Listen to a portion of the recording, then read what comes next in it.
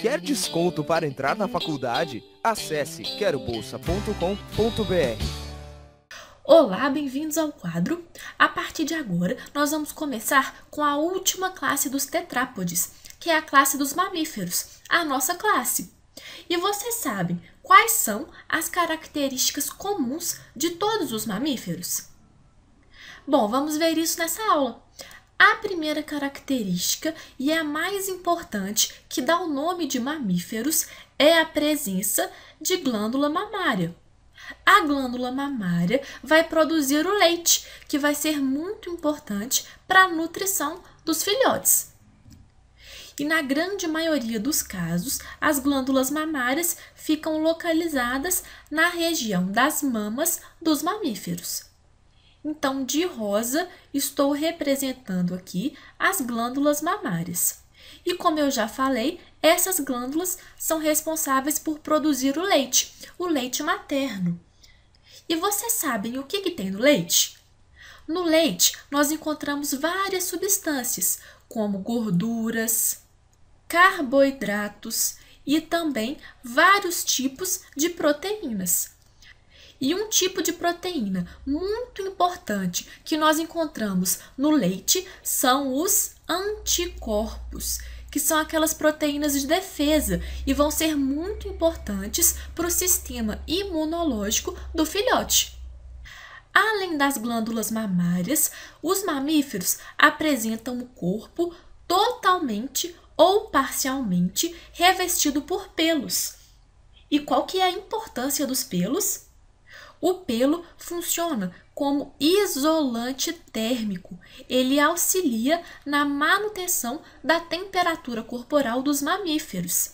E aí ele vai ser muito importante para a homeotermia. Relembrando, as aves e também os mamíferos são animais homeotérmicos, são animais endotérmicos.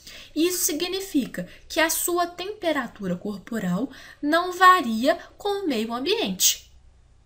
Mas aqui é importante destacar que existem algumas exceções. Os mamíferos aquáticos, como por exemplo as baleias e os golfinhos, não apresentam o pelo. E qual que é a consequência disso? A ausência dos pelos aqui neste caso é muito importante para aumentar a velocidade de natação desses animais. Além dessas duas características, os mamíferos também apresentam dentes diferenciados. Mas como assim? Nos mamíferos são encontrados 4 tipos de dentes diferentes. Por exemplo, existem os incisivos, que são dentes mais largos, responsáveis por rasgar e cortar os alimentos. Existem também os caninos, que são dentes muito pontiagudos, importantes para furar e rasgar as presas. Temos também os pré-molares e também os molares, que são dentes maiores, mais largos e responsáveis por esmagar o alimento. Mas por que essa diferenciação dos dentes é importante? Essa diferenciação é muito importante para garantir uma alimentação variada. Cada espécie de mamífero tem um dente adaptado de acordo com a sua alimentação. Vocês querem um exemplo? Bom, um exemplo que nós podemos citar aqui são os animais carnívoros, como o tigre, o leão. Esses animais apresentam os caninos muito desenvolvidos para morder e mobilizar as suas presas.